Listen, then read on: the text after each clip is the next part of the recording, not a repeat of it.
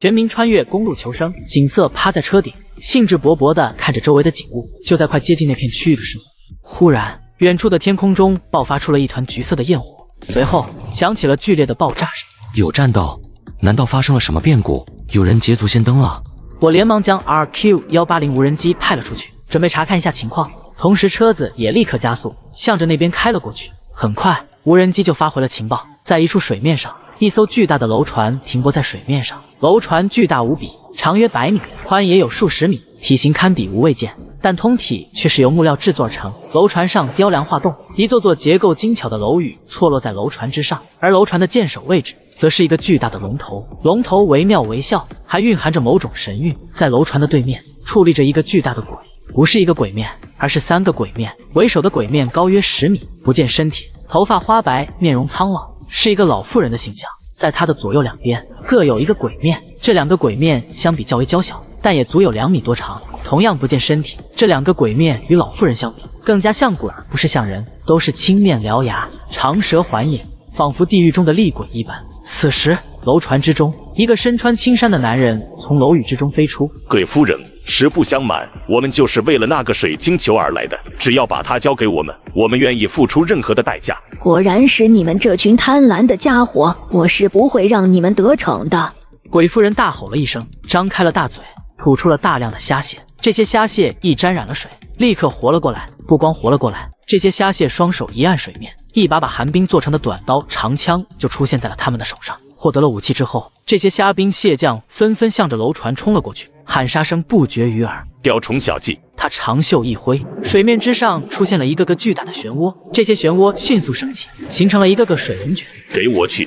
那些虾兵蟹将躲闪不及，被水龙卷冲了个七零八落，有不少直接被巨大的水龙卷卷上了高空。6丁6甲，结阵成兵。青山人单手一扬，一大叠白纸被撒向了空中，那叠白纸在空中陡然变成了一个个身穿铠甲、手持利刃的重甲武士，争先恐后的向着鬼面夫人冲了过去。鬼面夫人一张嘴，一团白色的烈焰从口中吐出，白色烈焰瞬间吞没了那些纸人，连吭都没吭一声就化作了灰烬。吞噬了纸人之后，那白色的火焰并没有停止，是继续向前席卷去，看样子是要将楼船也一并消灭。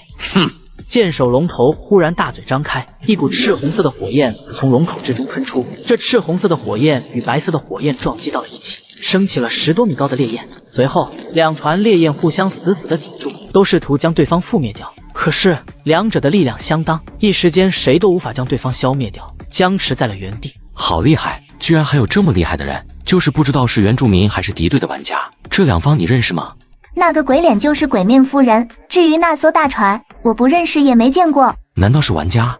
鬼夫人驱动着身边的2个鬼面，准备去将对面的青山人干掉。然而就在这时，他们的头上却传来了一阵阵的异动，双方急忙抬头观看。这一看，顿时把双方惊出了一身的冷汗。在他们头上，不知道什么时候竟然出现了一把巨大的长剑，这把长剑周身电光缭绕，一道道紫色的电弧将长剑包裹起来，宛如雷狱将士一般。一个身穿白色盔甲的人站在长剑之上，迎风独立，身上同样电光缭绕，仿佛雷神降临。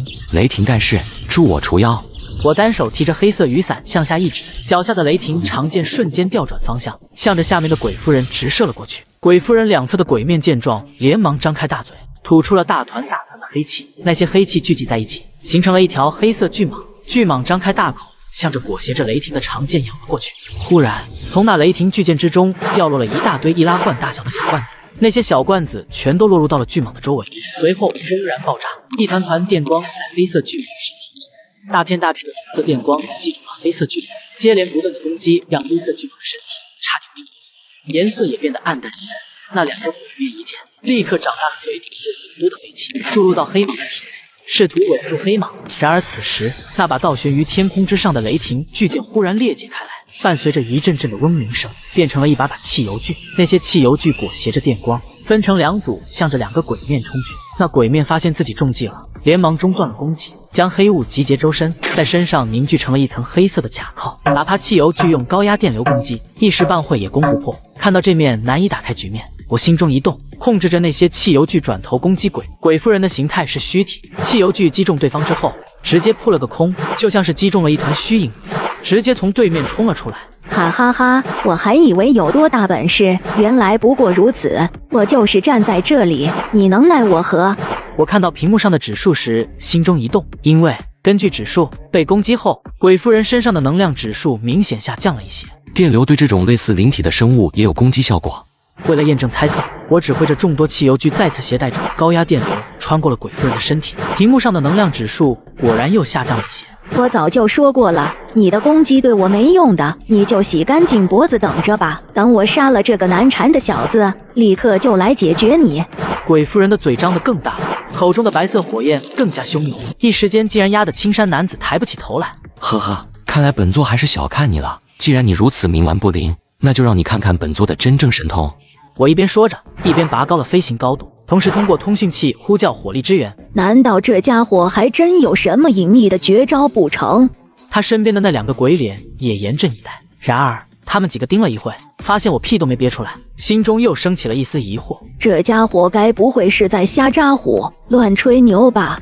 忽然，远处传来了一阵阵的呼啸声。他们扭头一看，数十枚弹头成三角体的导弹从远处袭来。下一秒钟，这些导弹就在他们身旁不停爆炸，剧烈的火焰汇集到一起，形成了一个直径10多米的巨大火，直接将鬼夫人和2个身旁的鬼脸袭了起来。火龙卷不断地提示着包裹的仪器，鬼夫人和鬼面都发出了惨叫。火龙卷渐渐消散，那2个鬼面已经消散，而鬼夫人的身体也变得几乎透明，身体摇摇欲坠，一副随时要支撑不住的样子。在他身体的正中央，一个水晶球悬浮在半空中，散发着淡金色的光芒。果然在他的身上。